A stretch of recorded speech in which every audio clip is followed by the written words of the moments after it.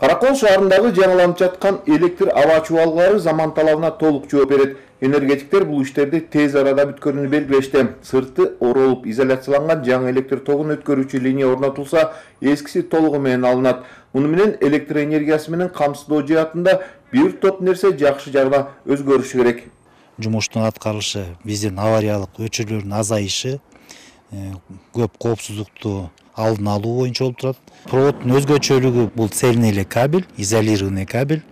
Бул жерде баягы мурун кичине тал түшсө эле баягы свет өчүп калган, вырубка, перетяжка деген терминдерибиз бар эле. Алардын баары азаят, Кудайым буйрса.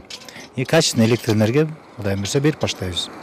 Долбоор боюнча шаарда жалпы 175 чакырым жаңылануу белгиленген. Жумуш башталганына бир жума болуп, 2 чакырым аба чубалгылары тартылып бүттү. Энергетиктердин белгилөөсүндө жаңы электр линияларына эми ар ким чыгып, өз алдынча электр зымдарын илип колдоно албайт. Муну менен жоготуулар, урдуу фактылары толук азаят. Темпен бул жумуш азыр биз ошо Каракол шаарынын Южный подстанциянын кирпичный заводунан баштадык. Бул СИП кабелин. Бул СИП кабелинин эми артыкчылыгы эмнеде бул? Жанагындай борон чапкында мындай өчүрүү азаят да. Элдерге өзүнүн убактысында свет бергенге аракет кылып, тез бүтүргөнгө жумуш ишин жүргүзүп атабыз алдыга.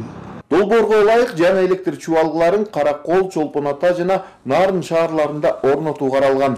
Үстүбүздөгү жылы 375 километр СИП кабелдери келет.